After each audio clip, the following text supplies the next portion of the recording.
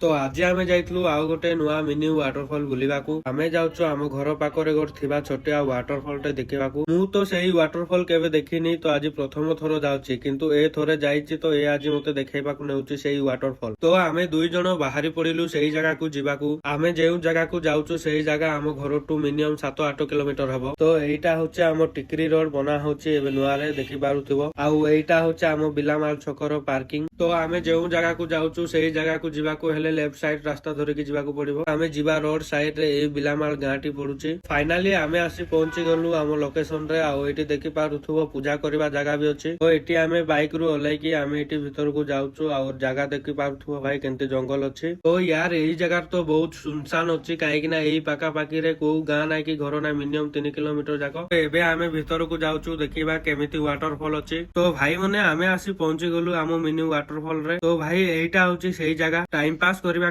तो जगह भलो अछि किंतु सुनसान जगह अछि। तो भाई आमे तो एई जगह रे आसीचु किंतु एई जगह रो ना कोन हमकु जणा ही नाही। एइटी आमे टिके बुलाबुली करी आमे पळाइलु घरकू।